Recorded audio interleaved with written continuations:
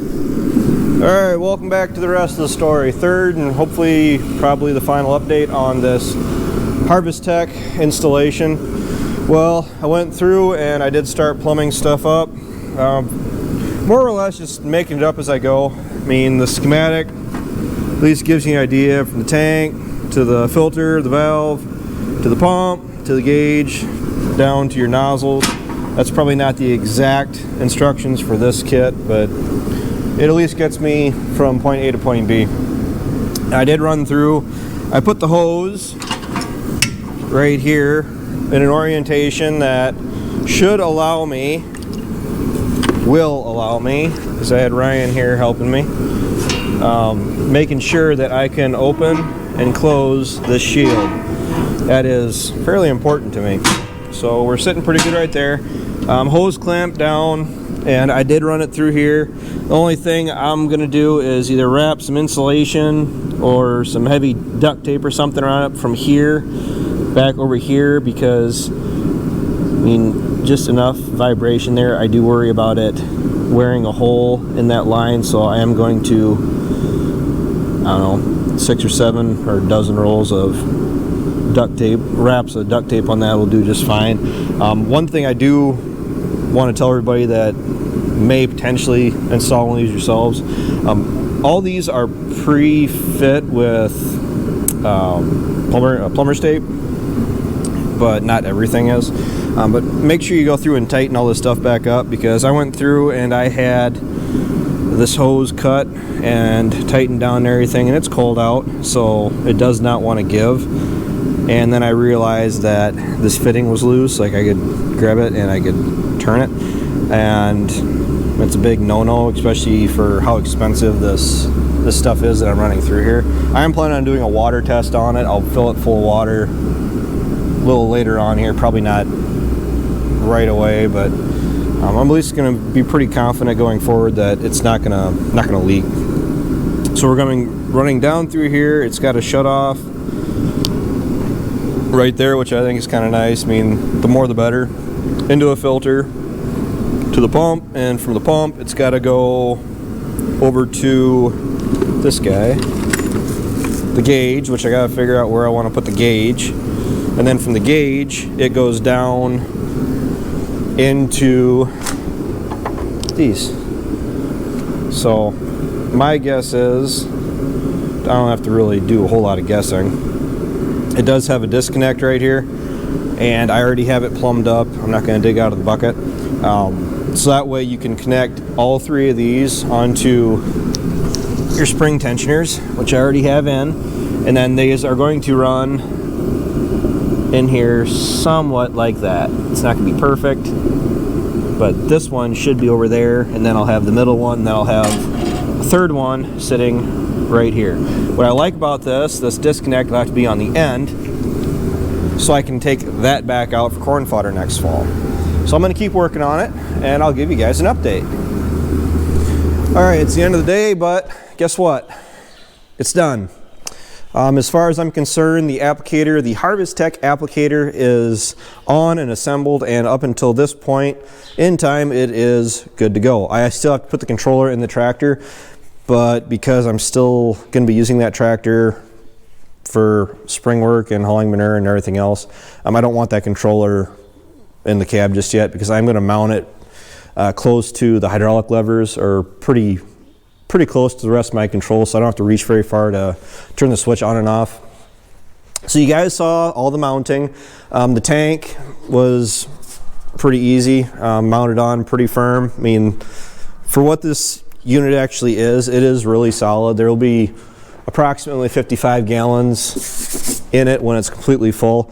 The biggest thing you have to do is just run the lines to your own discretion, and I went for simple. I mean, I don't have any lines that are actually secured back by any cable ties. I didn't use a single cable tie when doing this. I still have to, I don't have to, but I'm going to, because I want to, put something on this line right here where it's going through this bracket, because I do see that as a potential wear point for vibration and being used across some of our ground. I was a little concerned about this when I mounted this pump, is running this at an angle as far as worried about the support it's going to get. And by the time I get done, if I can find some of my insulation, that actually might help firm this up quite a bit. I have plenty of hose left over, even this the smaller diameter hose. I did actually have, it's all over there wrapped on the wall. I did have more here, but I skipped this part and went right to mounting the motor because I wasn't sure where I wanted to put this fill line. I was originally planning on mounting it like back here or down here, and honestly, when Ryan and I were discussing it, putting it straight down, so any spill that you may have when you're disconnecting this, I mean, even though you do shut this on and off, or shut it off when you go to disconnect it, you're still going to have some of that preservative in this connection here that it's going to leak, and I'd rather just go right down to the ground, granted not a lot of it, rather than have it mounted over the baler as it is. So I got to get the transfer pump bought yet, but I will have to get the connectors so I can use this. I didn't know that this came with the baler, and I really do like that. It's just a simple connect it and go, because the lid is all the way up there, which means that when you're in a hurry and, you know, when you're having to refill in the middle of the day, trying to get hay made, having to stand on the tongue, whatever else, I mean, that does give you a little bit of a, there's definitely a risk factor there of getting hurt. So, going with the simple part of it, straight from the pump, like the instructions say, you got to plumb it into the gauge, which is just held on here by a simple spacer and a bolt. I used the pre-threaded spot in this bracket, or in the stand, as opposed to fabricating something up myself. I can see it. It's nice big Harvestec gauge, so I'm really not too worried about that. I don't really have the lights anymore because it's got so late on me, but the line does give me plenty of room right there. I don't have to worry about that hitting, and it runs down here. And I really like this aspect of it, is I can disconnect typically this hose just like that, and then I can remove this tensioner bar that holds the springs. And I do have everything wired up. It's in series, so it just supplies it from this end and it runs all the way across. I don't have the nozzles on yet, but for what little bit of light I have, I hope you guys can see, I have each of these bars equally spaced apart. You mount the center one first, and then you're supposed to do each bar, depends on the instructions. I saw one part that said 20 inches from the center one, and then I saw another part that said evenly spaced from the center to the end, which is pretty much what I did regardless. I mean, it was 15 inches. Otherwise, if I would have went out, it would have been marked somewhere right in here, and that, I really feel like I'm getting the distribution that I need mounting it this way. The twine bars is not an issue because I won't be using twine on this baler ever again. Never have. The previous owner has. I don't have any use for twine. More of a hassle than I'm willing to put up with. But another thing too, because this is mounted on the front bar here, so material can potentially hit this or rub on this, which the hose isn't going to be a concern.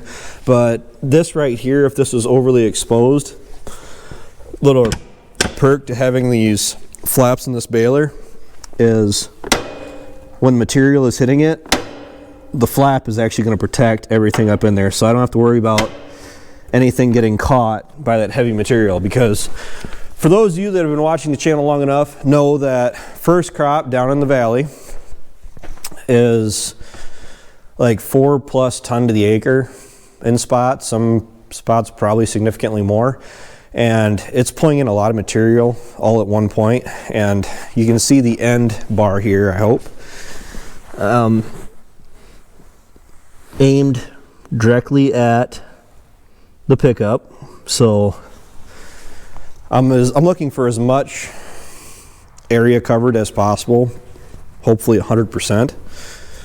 But first year using this, it's going to be trial and error.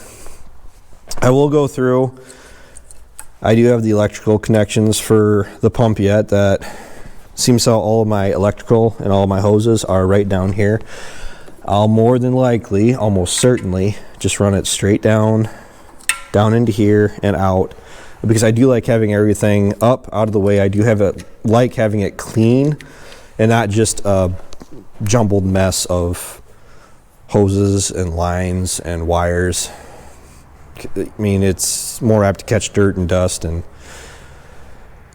whatever else. So that is done for the foreseeable future. I am going to put some water in it closer to probably May, I mean before we actually cut hay, ideally, and decide on what nozzles I'm going to put on it and run the water and see what kind of dispersion I have across there to make sure that I'm getting full coverage, which is why I kept the hose, because if I have to, I need to spread it out wider or narrow it up. I mean, whatever else, I do have the extra hose. So the biggest thing is to make sure everything is tightened up. I do have the 4 bolts on the motor I have to tighten up yet. That would actually probably alleviate some of this vibration right here to a certain degree, not 100%. And another thing too, for anybody that ever does this, buys an applicator and is installing one, is some of the fittings are already covered with or pre-wrapped with plumber's tape, and some of these aren't. I had one fitting that I already had on. I'd already put the line on, and this stuff, once you put it on, it does not want to come back off. And I actually had one fitting here that I had to go through and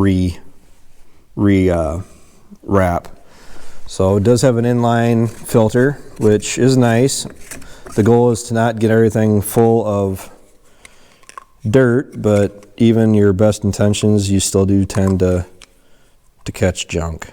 So, well, I don't know how informative this was for anybody that is actually looking to install a Harvestec applicator, but it's done. Overall, I think it took me 2 hours. If I added up all the time from start to finish, it was 2 hours. I think I spent more time running around looking for the wrench I had in my back pocket than it actually took to assemble this. So really hassle-free, complaint-free, and really clean, simple setup. I mean, it's not like really unsightly. Even looking at it from the back of the tractor, I don't think it'll be that big of a deal. So I'm going to finish working on that baler tomorrow. The pickup needs to be gone through. The teeth need to be done. I was going to do it tonight, but I got waylaid. But all right, and in closing, got a delivery today. I got the bars for that 258 roll-a-bar rake of mine, and the plan is to go ahead and put these on tomorrow, and the rake will be somewhat ready to go. I'm actually going to shelve this project for a little bit, mainly because I cannot get a hold of anybody out east to buy the clips for the spring teeth that I'm switching this rake over to. It had the rubber teeth on it, and the spring teeth I feel are probably the best route, the better route, the cheaper route to go.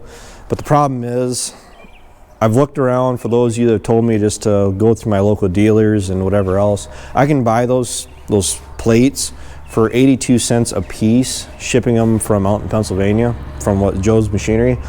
I called the local places, and the lowest I got a quote for those parts was like $3.15. I can get those ordered and shipped from out in Pennsylvania for less than $3 a piece.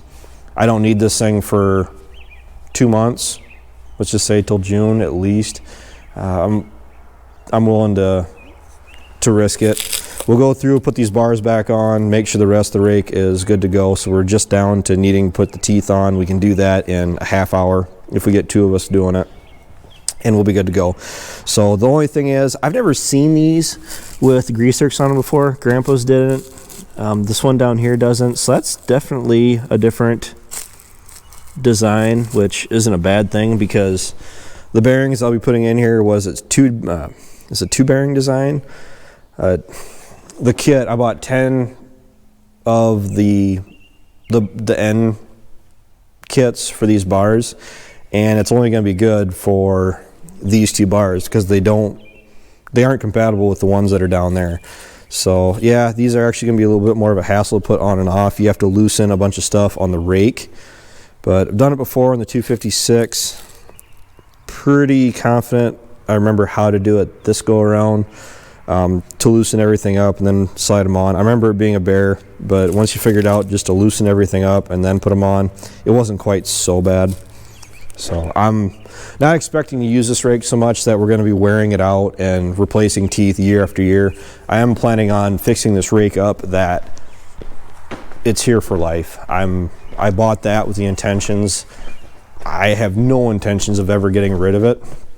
You can't go wrong with one of those New Holland roller bar rakes, especially for the applications I'm going to use it for. The sprayer, on the other hand, we get it set up to where I'm happy with it, and to be quite honest, in 2, 3, 4, 5 years I could see upgrading to a 500-gallon sprayer with a wider boom, and then maybe spraying some of our row crops also. Might be doing it with the sprayer that I have now, but I just got to get there.